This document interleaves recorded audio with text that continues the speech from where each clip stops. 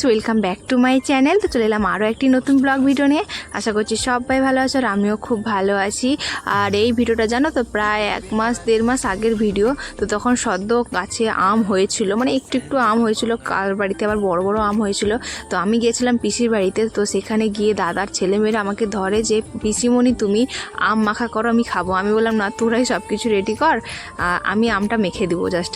তো ওই জন্য দাদার এখানে মেয়ে আম, ওই যে আম ওগুলো কী বলে ওইটা দিয়ে কি ঘষে মোটামুটি ছোটো ছোটো টুকরো করে ফেলছিল, আর আমি বসে বসে দেখছিলাম। তো যাই হোক, এখানে আমি আম মাখার সময় না আমার দাদার ছেলেমেয়েগুলো খুব মজা করে, মানে খুব মজা করে খায়ও। আর এই যে কি বলো, পুরোপুরি রেডি, মানে আমি যে এখন ভয়েস দিচ্ছি আমার এখনই লো লাগছে। তো যাই হোক, ওরা তো রেডি, কেটে টেটে দিয়েছে সব কিছু, লঙ্কা টঙ্কা, এমনকি লঙ্কা পুড়িয়ে টুড়িয়ে এনেছে, সব কিছু এনে দিয়েছে, শুধু আমি জাস্ট হাতে দিয়ে নাড়িয়েছি। তো যাই হোক, অনেক দিন, মানে বছরের প্রথম আম মাখা খাওয়া, এটা আমার ফার্স্ট টাইম। তো এটা অনেক দিন আগের ভিডিও, যাই হোক ওই 1.5 মাসখানিক আগের, 1-1.5 মাস আগের ভিডিও, ঠিক ডেটটা মনে নেই। তো যাই হোক, এখানে আমটা মাখছি, আমার তো জিভে জল চলে আসে এখনই, মানে এখন তো প্রায় গাছে, সবারই গাছে আম পেকে গেছে, মানে শেষই হয়ে গেলে বলতে গেলে। তো যাই হোক, এক এক করে সব রকমের উপকরণগুলো দিয়ে দিচ্ছি। তো এটা তো আর কিছু বলার নেই, যে যেরকমভাবে আম মাখা করে খায়। আমি তো দিয়েছিলাম নুন, কাঁচা লঙ্কাও দিয়েছিলাম, শুকনো লঙ্কা পুড়িয়েও দিয়েছিলাম, আর ওই যে লেবু পাতা, ব্যাস এইটুকু, আর কিছু না। তো যে যেরকম কাসুন্দি টাসুন্দি দিয়ে খায়, আমি কিন্তু কাসুন্দি দিই না, কাসুন্দিটা অতটা পছন্দ করি না, তো খুব কম খাই, খুব কম পরিমাণে খাই। তো যাই হোক, ওই যে দাদার একটা মেয়েকে দেখছো, আর একজন মেয়ে কুড়িয়ে দিয়েছিল, মানে আমগুলোকে ছোটো ছোটো টুকরো করে দিয়েছিল। আর এখানে দাদার ছেলেও আছে, তো এখানে পিছনে বৌদি সবাই রান্নাবান্নাও করছে। আর তাদের মাঝখানে আমি গিয়েছিলাম জাস্ট ঘুরতে, তারা বললো যে চলো পিসিমণি তুমি মাখিয়ে দাও। তো আমার মাখা এখানে কমপ্লিট হয়ে গেছে, আর আমি এক এক করে সবাইকে একটুখানি খাইয়ে টেস্ট করে দেখাচ্ছিলাম।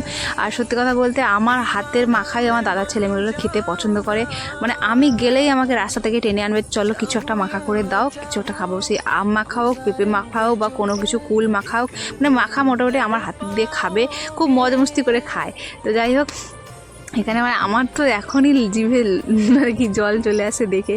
তো যাই হোক, এখানে মাখা টাখা কমপ্লিট, এক এক করে সবাইকে খাওয়াচ্ছিলাম। আর এখানে বড় বৌদিকে খাওয়াচ্ছিলাম, আর বড় বৌদি খাবে না, তার কারণ হচ্ছে ওর একটু উপোস আছে, তাই জন্য খাবে না, জাস্ট দেখেই লোভ দিচ্ছে আর কিছু না। এই জন্য আমাকে বলছে তুমি বেকার বেকার লোভ দেখাও না। আর এখানে মেজো বৌদি রান্না করছিলো, তো মেজো বৌদিকে খাওয়াচ্ছিলাম। ছোটো বৌদি বাড়িতে ছিল না, ছোটো বৌদি মিস করে গেছে।